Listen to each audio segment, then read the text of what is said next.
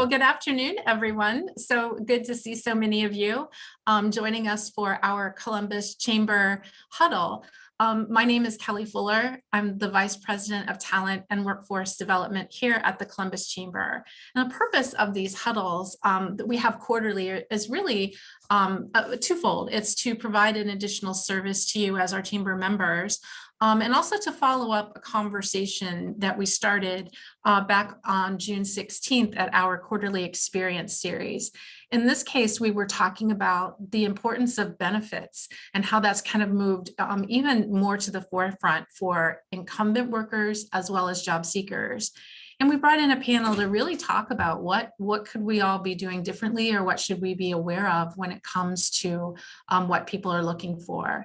Just a quick stat, as I was out preparing for not just the experience series itself, but for today's conversation, a lot of research shows that 79% of job seekers polled in various studies have said that they would prefer expanded benefits from their potential employer over a higher offer of a salary. And when you look at that and you ask female employees or job candidates, that goes from 79 to 82% that would appreciate more of an expanded offering of benefits than they would a pay hike. So, just things as we're moving forward as employers and members of the business community, what are some things that we can do to help make sure that we're an employer of choice? So as I said, good to see all of you today. Joining us is Patty Olmstead. Patty was one of our original speakers from the panel with MORPC. Patty, I'm going to turn it over to you to share a bit about what you do at MORPC. And as Patty is getting ready, I do want to remind everyone, this is a very informal 45 minutes to an hour. So as you have questions or thoughts or comments, please jump in. We're happy to engage in dialogue. Patty. Thanks, Kelly. Well, at MORPC, we have a nonprofit program that is a rideshare program that covers the whole state of Ohio. All of the MPOs, which is the Metropolitan Planning Organizations across Ohio, and including ODOT, have come together on one software platform to offer rideshare services to everyone in Ohio. So as a company, you can have a free site on our software that allows you to offer ride sharing, carpooling, van pooling, biking, walking. It has all the bus routes for the state of Ohio in there. We can also work with you, and if you want to set up incentives and things for people to carpool, or just to even enter and take a look to see who they can share the ride with, we can work with creative things with your company. We never charge a fee for you to use our software or to have our consultation to help us. We have found out that 32% of all people leave a job sometime in their career because of a bad commute or a commute that's too expensive. So sometimes, making your employees aware of there being ride sharing opportunities can help you retain those valued employees and be a recruitment tool. We do feel on top of that, if you make it a commuter benefit, and it's like pay part of a bus pass, or incentivize people for carpooling to work or being part of a van pool. If you give them a small incentive, it helps encourage them to make that behavior change. And we about 6 months ago launched a commuter action fund that companies can get up to $5,000 from MORPC if they want to provide a commuter benefit. We'll match you dollar for dollar for the money you spend up to $5,000. Those sound like amazing opportunities. How do you help businesses figure out, Patty, like what's the best? Because it seems like there's a menu of services and opportunities. Like how do you help assist businesses to determine what's the best plan for them and their workers? Yeah, what we can do is we can do what we call a cluster analysis, and we can look at their zip codes and their addresses. The more we never want to see names of their employees, but the more they can provide us, the more detail we can come back to them. So we can let you know if you have employees on a bus route, if there is maybe a CODA service that they connect up to, like CODA has first and last mile service in a lot of areas. So we can tell you if there's a service like that you can connect up to. We can see if you have employees that are driving far distances, we might recommend our van pool program. So we kind of look at all the different modes. We look if there's bike routes, if there's walking paths, and we can kind of tell you what might work best for your employees.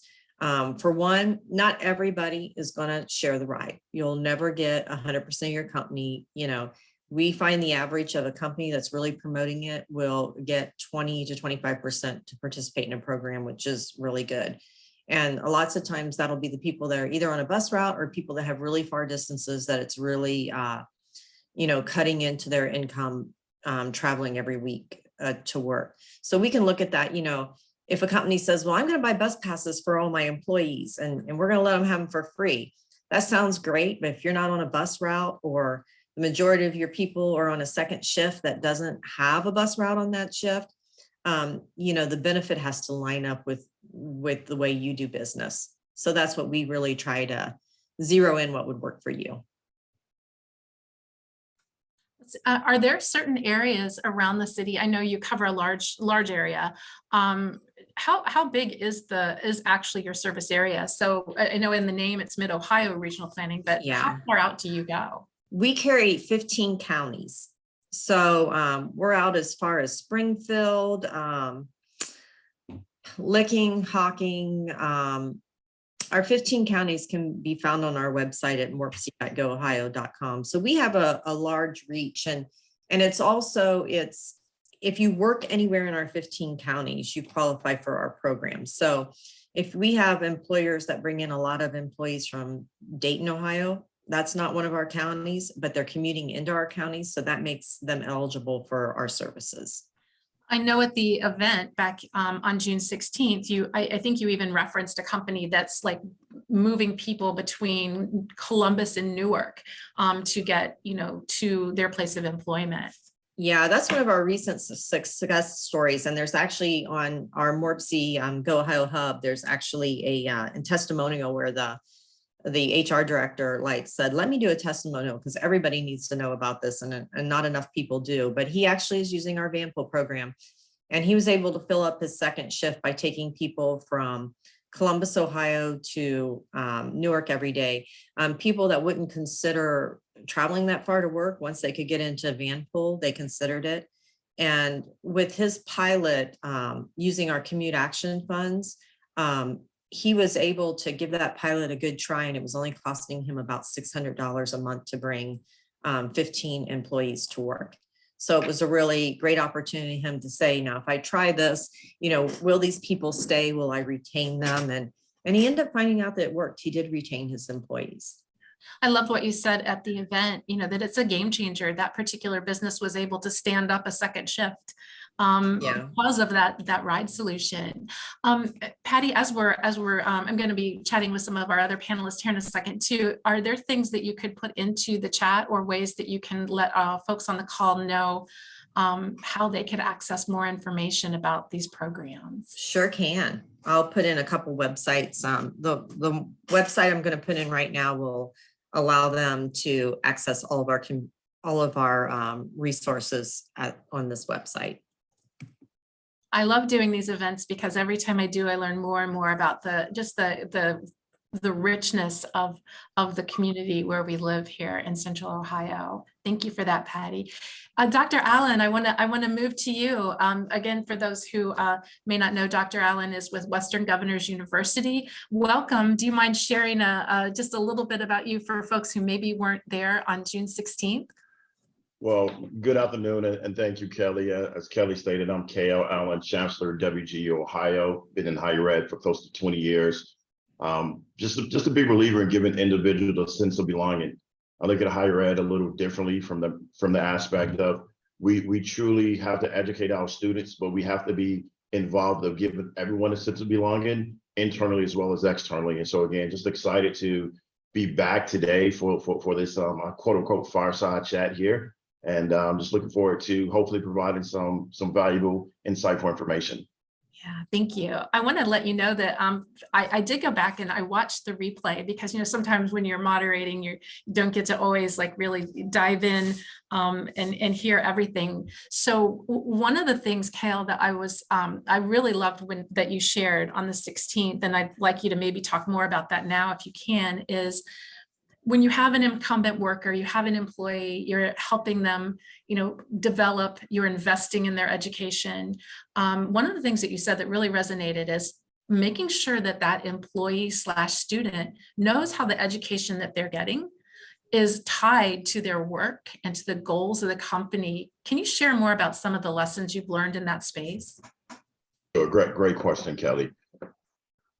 For some students, it's already a fear factor of returning to school. It's a commitment, and a lot of times when we do things, it's like when we work out. We work out to get in better shape. We go to therapy to be in a better mental space. So when individuals go back to school, they want to ensure that where they're working at truly understands the work they're putting in and how it's going to help them move up in their career, how it's going to align them in a different field. And so I've been a proponent of, when we partner with certain companies, of ensure that it's a part of your annual review, mid-year review, and to talk to them about, okay, this is how it is helping you to get where you need to be at, as opposed to some companies, sadly, are not always happy when their employees go back to school. So I think it's one of showing that, hey, congratulations, first and foremost. This is how it's going to help you in your career, where monetarily or a different division. But at the end of the day, we just have to be excited for each other and support the student, if that makes sense. Yeah, for sure. There's a huge benefit to the business community for that as well. I mean, it certainly is benefiting the student, but I would think there's so much that goes along with you becoming a better business and just having better outcomes for your product or service. Indeed, I totally agree. Years and years ago, there was a company that I was working with that will remain nameless, but they stated they did not want to send their employees back to school because it was going to increase their payroll. So they rather for their employees to kind of stay where they're at to keep their payroll. And I told that individual, I said, you're going to lose a lot of individuals because you focus on the business, not understanding, but you have to take care of the individuals that are the frontline employees and want to see them move up. Because if you don't create success stories, you're going to lose people. And in today's time, there are more jobs than people. So invest in your talent. And if you invest in that person leaves, the good thing about it is you can now say, well, we invested in this employee, they left, they're in a better place. They may refer employees to come back to work for you. So look at it as a holistic approach. And I want to ask you really quickly, at Western Governors University, one of the things I think that's so phenomenal is competency based, right? You're able to just demonstrate competency for credit. How does WGU determine like what programs, because I know you have degree programs as well as certifications and credentials. How are you determining as a university what programs you're offering? Are you relying on the business community for that? Yes, we have an advisory board here for WG Ohio, which we actually just met early this week. And we talk about what programs we can localize certain things. Everyone knows about Intel, the IT boom of Central Ohio. So we will look to add more IT programs. But overall, we want to ensure that when students graduate with a degree, they're able to obtain gainful employment. Even though majority of our students are working, it does not benefit a higher ed institution if you create career paths and students aren't working, if they're going into debt. Likely with our, undergraduate tuition at around $7,500 a year, graduate tuition at $8,500 a year, there's an ROI. But yes, we take input.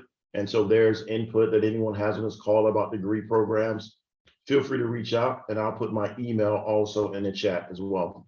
I appreciate that. Thank you so much. I know my background, I know I've shared this with several of you, coming from career tech education, very much that same model of demonstrating competency and getting the input that is so desperately needed from the business community to help form those particular programs and labs and everything that you need. So that's a wonderful offer. Thank you so much, Dr. Allen, for that.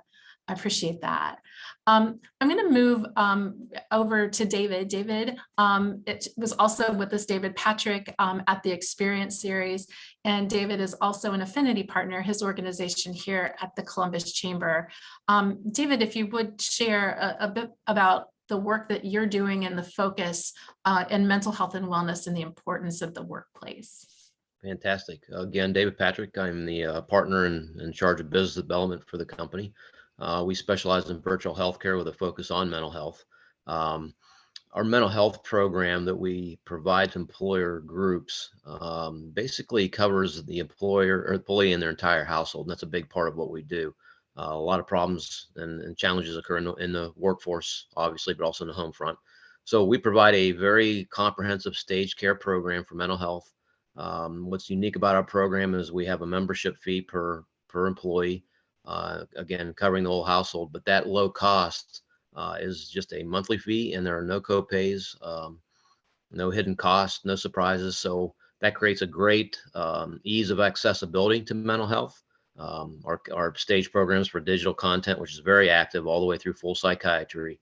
And on top of the accessibility, what we are able to do is kind of provide that access to a silent sufferer in a population, which is kind of our big mantra, is helping those silent sufferers have access to mental health care. So just from a nuts and bolts perspective, I'm not a clinician. I don't have a background in caring for people that may be in need of the services that you offer. As business people, as business owners, what can we do from a non-clinician standpoint? What are some of the things that we should be looking for and recognizing in our workers that, that we should just be mindful of so that we can help them find the right resources? Right. I think part of it is presenting a program like ours gives a feeling that there's a care for the employee and their households. That's a big part of it. Employers are not used to that, having to be that involved in an employee's life. A lot of times not what they're used to, but it is a big part of it. And we talk about retention and recruiting capabilities with an effective program like that. A lot of studies are out with the challenges we've had through the pandemic and just life in general on the overwhelming amount of things that people are under and not having that access to that mental health care. I think the employer groups have to look at a couple things. One is having a benefit like ours that provides that anonymous access. That's a big critical component. A lot of things we run into with existing underlying plans, which are very important, and there's great things they do, is that a lot of folks don't want to engage through their traditional plans, sometimes on-site counseling. They don't want to be known to be involved in the counseling. We still have those stigmas. So an employer being able to offer the entire population, again, we've talked about it, full-time, part-time, 1099, that entire population, we have no qualification requirements. Really, we're getting a lot of feedback that some employees really like the fact that the employer is taking that step to care about their mental health, which we are proven and we've known for years greatly affects physical health as well. So I think that's a big part of what employers need to look at. And the other side of it, which is a little bit of the fear factor for employers, a lot of liability issues starting to pop with mental health care needs. When you have a program that provides mental health care for the entire population, it can really help address some of those liability issues that could be coming downfield. No, I think I appreciate that. And I think that's spot on. A lot of the research and reading I do about, the effect of, what we've all been experiencing collectively and privately over the last couple of years. And, even it's not a surprise, but folks that are working either totally still remotely or some type of hybrid, just that, and I'm probably guilty of this myself, not always recognizing how to set really good, healthy boundaries, because it's easy, at 9 o'clock at night, to be still working. Or, yeah. What are you hearing the same thing? Are you, what are some of your observations in that space? The challenge is with remote that we're hearing is just being able to remain engaged with the employee. I mean, everybody's working, doing their thing. That personal touch is not there. We as human beings are designed for interaction and personal touch. That's why we have family units and friends and all that kind of thing. A lot of that disappears. The unity in the workplace is there's pros and cons to it. Obviously, we laugh about the time wasted at the water cooler, but yet that's a great way for folks to get to know each other and work together. So, there's not a lot we can do with that front, but however, having virtual healthcare access is a great way for the employer to reach out to those employees that are working remotely. And we have a lot of situations because we're national that you may have employer based here in Columbus that has employees all over the country. So it becomes a real challenge to provide care benefits for them because of that remote learning or that remote access and remote work that I think our program works out very well to again, reach out. The employer's reaching out saying, here's something we have that even though you're 5 states away, we can still handle some of the needs you might have for personal health care. Oh, thank you for that. Also, I know that Elizabeth is also able to join us from Fifth Third Bank. Elizabeth, if you weren't able to join us on the 16th, Elizabeth was sharing with us some of the really cool benefits that the bank offers, especially in the space of maternal care. Elizabeth, can you share a little bit more about that? Yes, so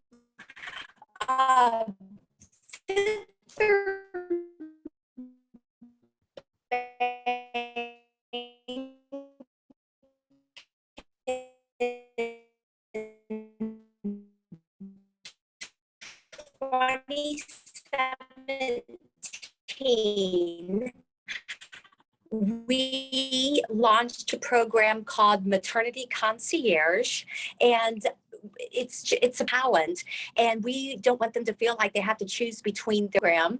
It lasts for the whole year, from the time you find out you're expecting to the time that you do deliver and you're home on maternity leave. And this program will help determine, what do you register for, childcare options, how to find the best childcare. Maybe you need help with your birth announcement or planning baby showers. And so our employees can call this concierge program, and something that might have taken them an hour to research during their lunch hour, the concierge program has a lot of these expecting mothers in 10 minutes. And so it just helps them be able to be 100% at work and 100% at home. It is such an important part of our workforce. So that's a program we offer. And in the first 4 months, we had 170 women enrolled. So something we're really pleased with. Thank you for that. And you shared that it did start in 2017. So in the 5 years that program has been up and running, what are some things that maybe you've changed or that you've seen that need to be factored in or considered as you continue to offer this benefit? Yeah. So what's so great about this program across our 10-state footprint, and they collect all the information. So things accumulate and needs change. And so, there might be, the mental health issues that someone might need to deal with, or postpartum depression, or, start saving for college. And so, there are ways for us to make it better, such as, starting a 529 plan right when your baby's born, and trying to get the financial education and start that nest egg early. And so that's something that we can address. Childcare options, always a big one. And just the parenting these days, will bonding leave.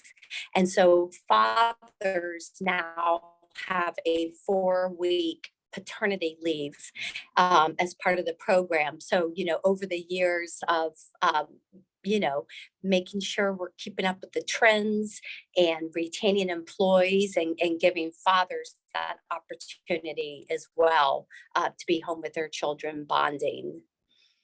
That's wonderful. And I'm thinking as well, and this is for anyone on the panel, one of the other things that we talked about, as you're all talking about different benefits that can really help make employers stand out in a very competitive job market. We talked a little bit on the 16th, but I'd like to dive a little more into, how do we inform people? There are job seekers out there. There are people that we'd love to bring on.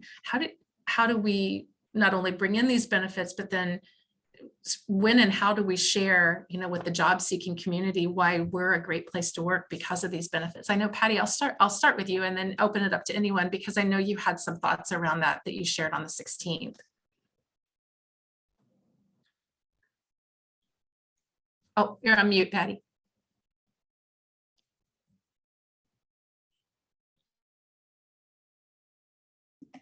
My internet cut out for a couple minutes, so I did not hear that. So why don't you let someone else and then come to me next? Absolutely. And really anyone on the call, we talk a lot about how important it is to really create good job postings, or to really market our business as a place of employment. And I'm wondering how and what is the best way to share with job seekers that your company has great benefits? Where all should we be talking about that, and how should we convey that information? Okay, now I'll jump in. I'm sorry about that. Okay, You've just been frozen for me for a little while. that's okay. I always tell employers that I feel very strongly that it's not when they get the job. It's when you're recruiting people, that's the time to tell them about your benefits, and for us, if it's rideshare opportunities.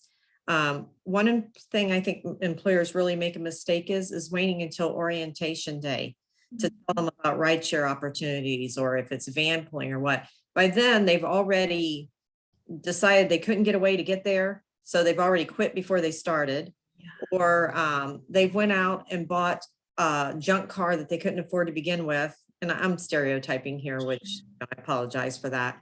But, they end up with a car that they maybe wouldn't have needed, because maybe they could have, if you had a van pull program, they could have joined in. If you had a robust carpool program, there might have been someone they could match up to carpool with, where, maybe they could have waited a few months or waited 6 months and then purchased that car as they got more established.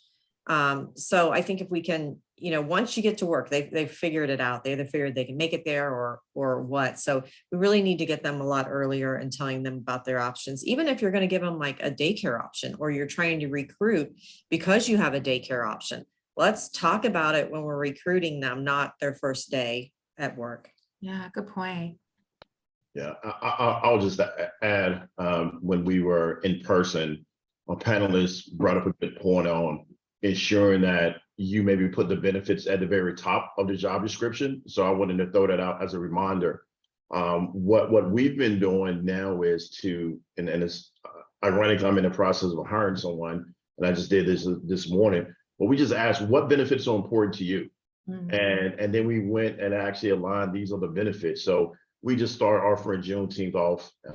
We also just went to 12-week paternity leave. So it was like, we just took it to the next level, which is good.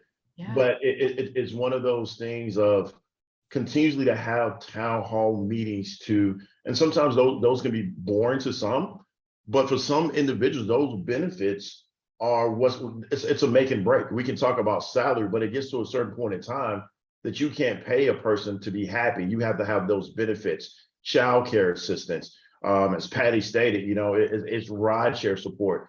So we just have to continuously to echo and amplify what we do and what benefits are offered, in addition of how to utilize and access those benefits.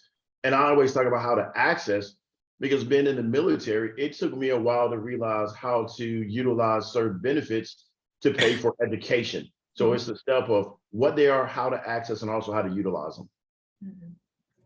That's so critical. And thank you for sharing that, because I think the access part is huge. I mean, we can say, might make an assumption that, here's our list, here's our menu, here's what we have, and that everyone knows what they are, why they're meaningful to them, and how to access it. So that going that next step of like really providing that leadership in a way to leading them to the resources that they need.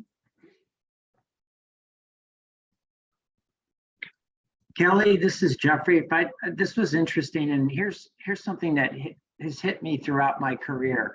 Whenever you're looking for a job or being recruited by an employer, you're dealing with HR department, and they're always wearing their best smile, and you're really not getting the true understanding of where you're going. I've often thought companies have missed the target by not allowing that serious candidate access to talk to somebody in that department they're going to be working for. You get to see if there's good chemistry or fit there. And the company shouldn't be scared of it, because if they're offering good benefits and they're treating their employees fairly, you're going to actually have an advocate on your side working for you, and you'll get the best recruit that way. Oh, that's such a good point, Jeffrey. I'm wondering if anyone else on the call is doing that kind of work, or you've experienced that in the past. Letting job candidates like talk to other people outside of HR. I will jump in and say at Morpsey, they do that. I know in the different departments, when they get down to that final candidate pool, lots of times they will let a couple employees sit in on that. And definitely we're not going to be the final decision, but they do take our thoughts in mind in making the decision. And I will say, over the past, with some of the people that we've had come in, it's been really great experiences. And I really think a lot of that has to do with kind of knowing that we think we would connect with those people before that they start. This Yes. is Kathy with the Street Lamp Group, Hi, Kathy. and we do it. We do it not just for getting to know the people, but also the job, because especially at our lumbercraft facility, it's very hard work, and so we want people to see exactly what they're going to be doing, and the people that they're going to be working with. So I think getting people out there into the environment to see what to expect can help in a lot of different ways. Yeah, I agree. They're seeing, like it, like you said, it is hard work. They're seeing where they're going to be, what it feels like, how hot it is, how cold it is, like all of those things to help. It's really helping them make a good decision, as well as helping you hire the right candidate.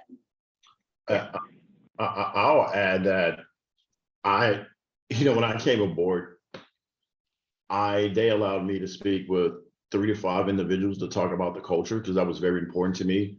I'm also a big believer is that before we even think about onboarding, let them talk to multiple people, multiple departments, because again, if you just pinpoint maybe your 2 or 3 rock star people, I've had individuals that I knew that really weren't happy in their job, but I still wanted them to talk to, because when you're bringing someone in, it's a partnership, it's reciprocity. You want them to do a good job, or they want to do a good job. And so if they don't get the real picture, they're not going to be successful. So we are real big on having individuals to talk and understand our culture. Elizabeth, were you going to jump in there for a second? I wasn't sure if your internet cut out there. Yes, I echo what everyone's saying. Definitely making sure candidates have a chance to meet so many more people in the company and to learn about the culture. The other thing, the onboarding piece, that we have changed our onboarding. It used to be day one, you're walking in the office and you're learning everything.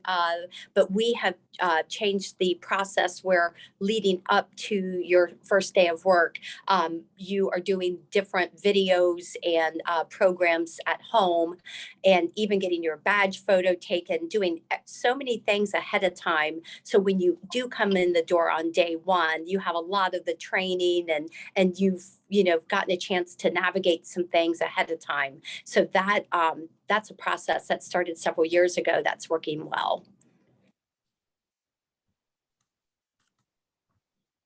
Those are great. And Mary, thank you for Purpose Jobs, what you've populated in the chat. Those are great resources, and another reason we want to bring all of you together to share some of the things that you all are working on and some of your connections. I'm also, I think KL, you talked about this, and I'm wondering if there are ways to really determine what people are looking for from a benefit standpoint, from an employer. And, I know you talked about, talking to people, asking them, are there, and this is for KL or anyone else, are there formal processes that you use to evaluate your benefits or to evaluate what's going on in your organization? Do they have a certain cadence that you'd be willing to share with others today? Yeah, good timing. We actually look at it quarterly for benefits, especially with inflation and everything else at this point in time. We are looking to, let me see, make sure there's no one from WG on this call before. So for instance, with the pay increase, there was concern with inflation and what the pay increase is. So one of the things that we're doing usually meets, if you meet expectations at WGU, you're around a 3-4% increase. So then we're actually going to double that this year.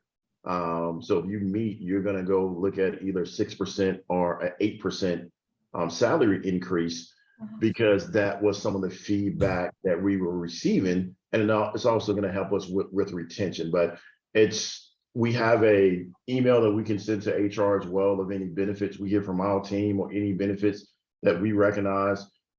Even small things like ERG groups. We've probably added over 30 ERG groups in like the last 2 years. Wow. Based upon feedback. So it was that ongoing communication has been good. And- Yes, and Kelly, we do a annual employee viewpoint survey, and we ask a series of questions, everything from benefits, do you have tools and equipment to do your job, all kinds of questions, and then we analyze all that data. We fix what we need to fix in the process.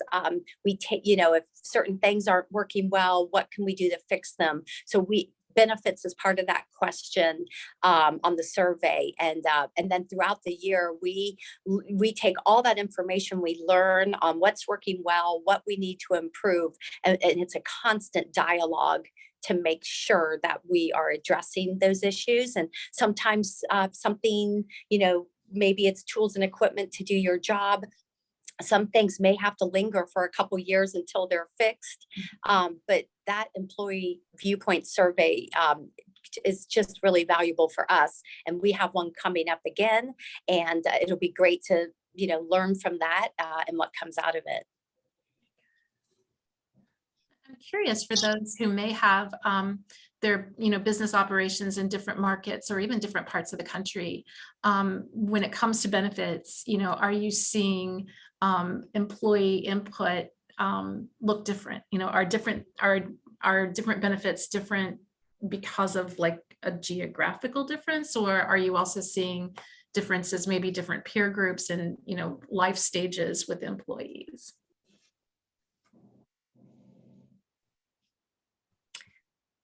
I'll jump in on that.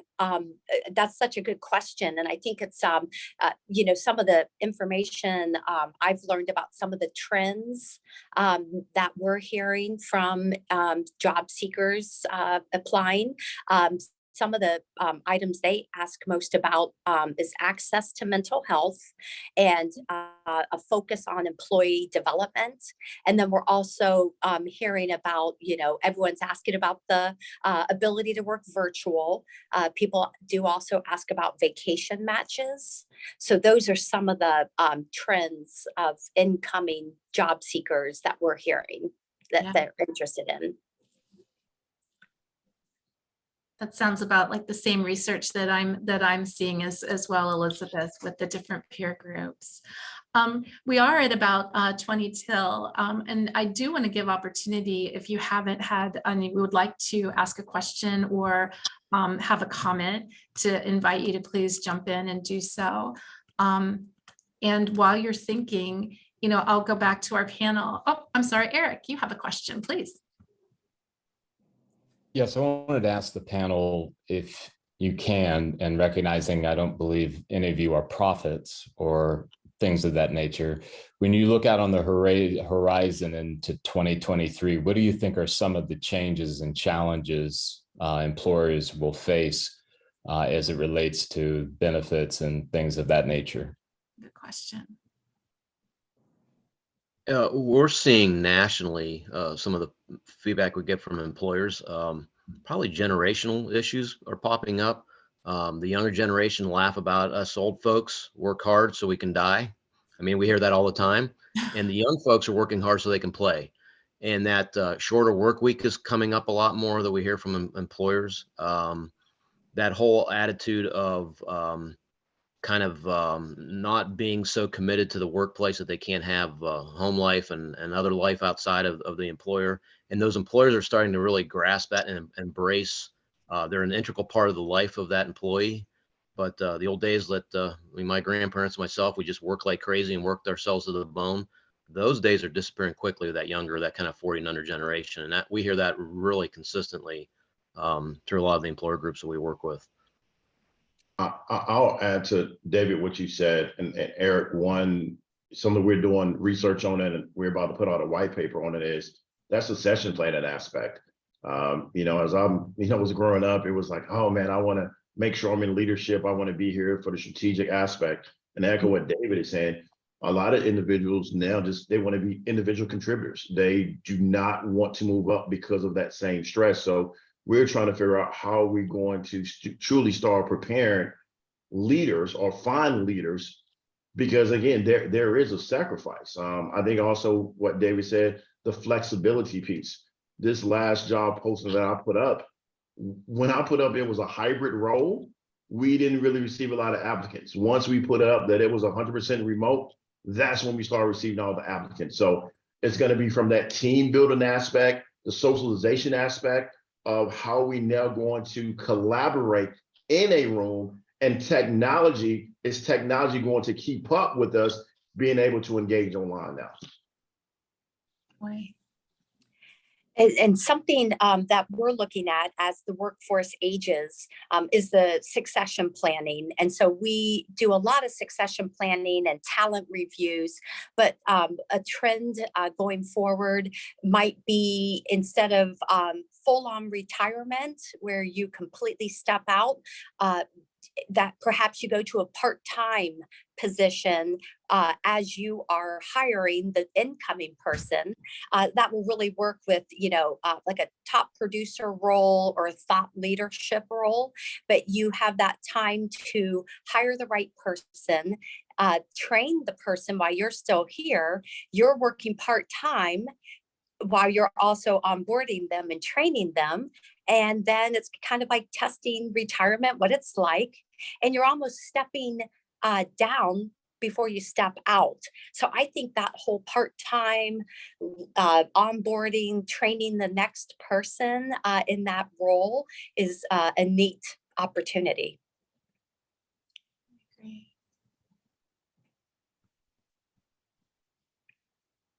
Any other questions or comments?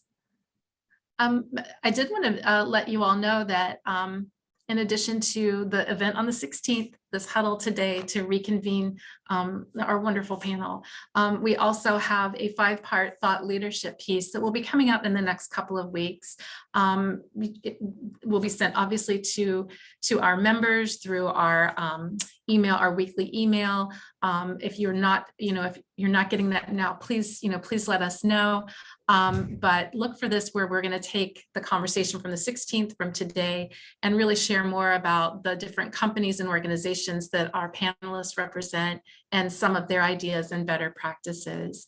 So with that, I want to thank everybody for being here today. Please, everyone, have a safe and happy holiday weekend. And we look forward to seeing you back soon at another chamber event. Thank you.